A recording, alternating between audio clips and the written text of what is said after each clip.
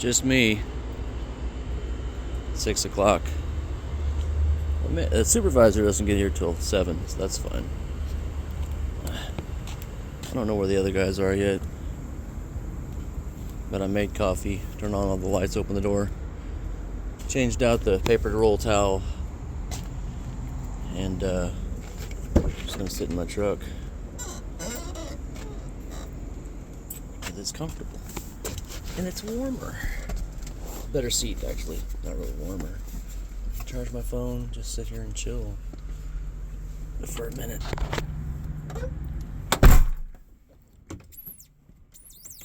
Oh, a couple of dudes are coming in right now. That's nice. But I'll join them in a little bit. I wanted to talk to you today, my friends, my fine friends, my beautiful friends, about something that I've discovered in life. And that is, there is an idea that if you are a servant, you can do it one of two ways. You can serve quietly, meekly, in submission and humility, or you can serve loudly. I'm going to tell you a story about when I used to go to a church in West Lafayette, Indiana. And I had gone to this church, and it's actually in my book. It's in a couple of books. A story about how Jason came and saved me and brought me to this church home. And it was pretty interesting how I got to bless the people there. They were a farming church, full of farmers, right? And here I was, this guy with a Chelsea haircut and purple bangs. And I was a hand kit percussionist, so they had like a grand piano and a violin, and like that was how they led worship. And here I come with this hand percussion kit, banging on the congos and bongos, and like just being a fool. And I helped them grow, and really that was really the only reason I was there, for them, was so that they could grow and I could become healed from my first marriage, which was tragic. Ended in complete misery, woe, trepidation, and humility all around. Now, I saw the church grow. The church moved locations just down the street. Big building. And I used to come, after I got done with my paper route, and I used to come and take a broom to the windows outside. And it was the only person was there that early was like the pastor and me. And he comes outside because he hears the broom. And the broom handle, I guess, had hit the metal ledge with a whack accidentally. You know, and on a big building, you've got those, I think there were like 3x3 square windows. And the whole front corner was just 3x3 squares. Something like that. And there's a lot of ledges, and of course, you know, I'm human. I'm going to accidentally knock one every now and again. He comes down here and starts yelling at me. What are you doing? That's not the right tool, etc., etc. And I said, yes, sir. Why are you here? I said, not to be seen by men. And he knew the verse. It's a verse that Yeshua said, to be seen by men. The Pharisees would go out and they would pray really loudly in the marketplace, and they would, you know, wear long phylacteries and long tzitzits, and you know they were getting their blessing right then and there. They weren't actually getting any spiritual benefit from it because they were out there, you know, seen by men. And so he knew the verse, and he says, "Well, you need to be in submission to someone. You need a governing authority." I said, "Okay. Do you mind if I come in and clean?" He said, "Fine." And I said, "Okay." And so, I asked if I could come in and pray in the sanctuary. He goes, "That's fine." So the sanctuary was locked, so I ended up cleaning some of the bathrooms. I don't think anybody knew about it, but just me and you now. But it was...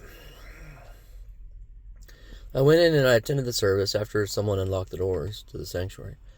I attended the service, and this dude sitting next to me, he had like $1 to put in the offering.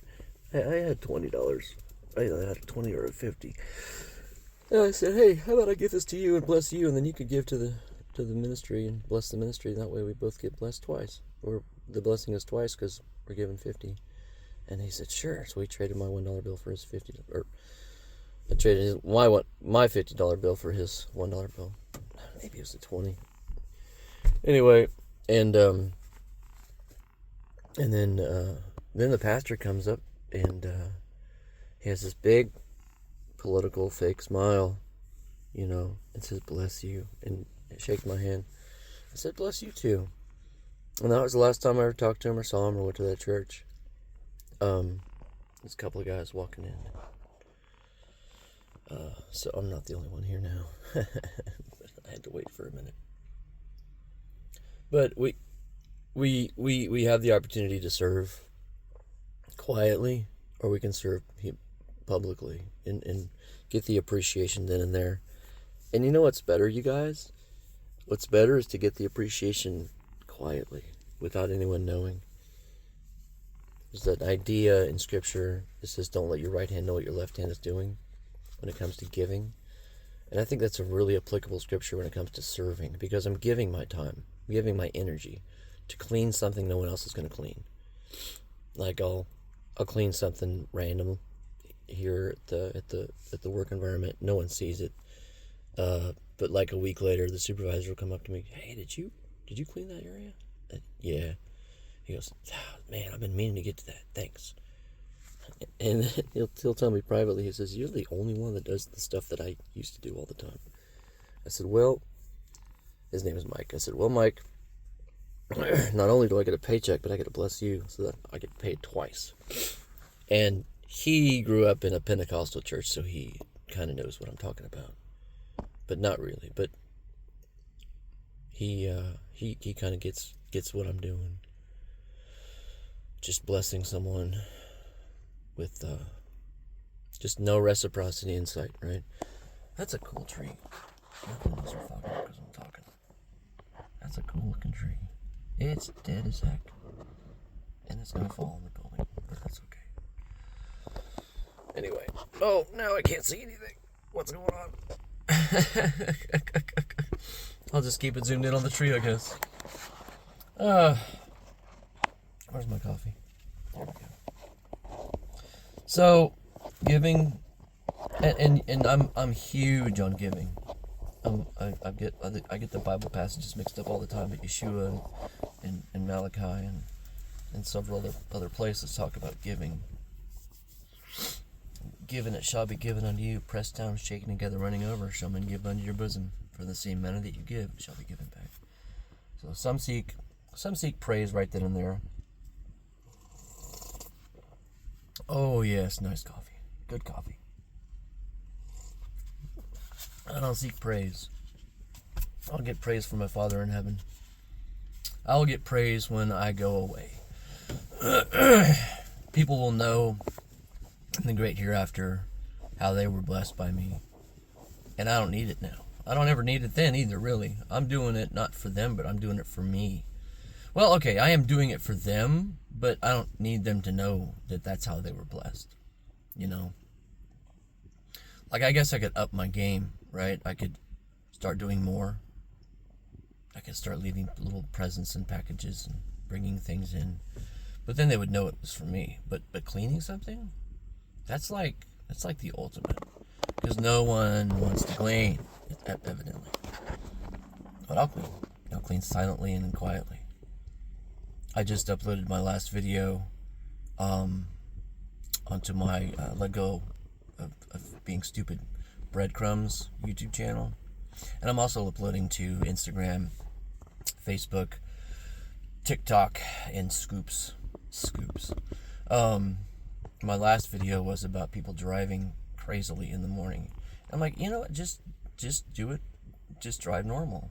And in that way, you're blessing not only yourself, but you're blessing them.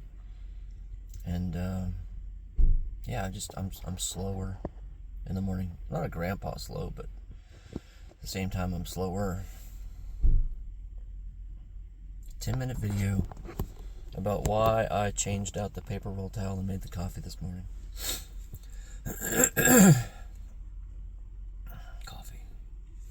this truck. Well, it's been 10 minutes and now there's 2 guys here. And I'm not working, but I'm clocked in. I guess I'm okay with that. I guess I'm fine with that. For whatever reason, I feel okay telling someone, anyone, people in this video, oh, here comes the 3rd guy.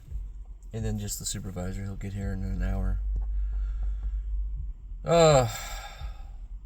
It's a beautiful day. It was a full moon yesterday. Sun's gonna come up. I guess there's gonna be a cold snap. And it's gonna freeze. Ugh, freezing in Georgia. Southeast Georgia, the coast, what they call low country. Oh, not happy about that. But at the same time, I will continue to move forward. My book, Let Go of Being Stupid and Gain Wisdom to Change Your Future, is an idea for me. It's an ideal for me. It's a product of a life lived in stupidity. And if I can change that stupidity to help others, then so be it. So be it. Let there be light in my life, in your life. Let there become more light in others' lives. And if I can share my stories of how I was so stupid to bless others and help them not be stupid, then that's it. That's the goal, right? When you read the Bible, you see a story about this and you see a story about that. People are like, well, it's in the Bible, it must not be a sin. Yeah, that's a pedestrian way of looking at life. I mean, come on, man. There's all sorts of stories in the Bible. And you're going to find a lot of great ones. And you're going to find a lot of stupid ones. Then that's like the balance. You can learn from all these stories. You can learn. Like the story of Yeshua when he talked about the Good Samaritan. Okay, who are the main players in this? There's the Samaritan who gets beat up by robbers. So, protagonist? Well, the object. No, wait, there was a man, just a man, right? Yeah, just a regular dude walking, and he was beat up by robbers. And then a priest and then a Levite come by and just dismiss him, and then a Samaritan comes by and then picks him up and then takes him to the inn and tells the innkeeper, not only are you going to take care of him with a bed, breakfast, you're going to bring a doctor, all that, and keep him here until he mends. And then if there's any balance left with this money that I'm giving you now, that I'll pay the balance when I get back. So that's there's more players that are bad guys in this. I guess the innkeeper is innocuous. Well, he's part of the good guy team, but he gets paid to do it. So it's funny that no one saw the Samaritan except for the innkeeper, and that was a need, but he just did it out of the goodness of his heart. And I think that when we push forward through these stories and understand that I'm not the Levite, or I have the potential to be, but I don't want to be, or I'm not the priest, I have the potential to be, but I don't want to be, and maybe I am the guy that gets beat up, maybe I'm one of the robbers, hopefully not, but I'd want to be the Samaritan in the story. I want to be the hero of this film, right? That's the protagonist syndrome, where you think you're the main protagonist in your own story, and you are, but then everyone is the main protagonist in their own story. That's the idea of Sonder, when you understand that everyone has a just as vital role in their own lives as you have a vital role in your life, and their life is just as crazy as yours is. Their life is just as wacky and crazy and zany and just mind-blowing as yours is and has been. And so we push through service, knowing that when we bless others, it's an outstanding job to do that for them, and to not be seen, to get our reward afterwards. What reward was there for the Good Samaritan? It's like literally there was nothing. He actually was out of pocket so much time, energy, and a lot of money. But who knows the second part of that story? And maybe I'll write that one day. But the second part of that story is that the man that he rescued turned out to be a politician's son, and the Samaritan was trying to set up shop somewhere, and the guy he rescued pulled some strings and got him in, I don't know, good graces with the governor. Whatever. Who knows? But from the onset, it didn't look like there was any reciprocity at all. It was just, a gift of love. It was just a gift of love, and sometimes that's all you need is love. Obviously, all you need is love. All you need is love. But at the same time, there is reciprocity in the end. He that lives by the sword dies by the sword. There's reciprocity in the end. And eventually you'll get your comeuppance. You'll get the thing. You'll get the idea that, wow, I guess I'm being paid back for this. Or I guess I'm being paid back for that. And hopefully the seeds you've sown are good seeds. So, my friends, my dearest friends, serve in silence. And just do your best. Do your best. Pray that it's blessed. Don't be stressed. He'll take care of the rest. Which is actually theft of a song by Keith Green. Doing your best. Pray that it's blessed. He'll take care of the rest. I just added don't be stressed. Because that's like the common thing today. People are just stressed out over nothing. Stop it. All right. God bless you. Be in peace. Bye.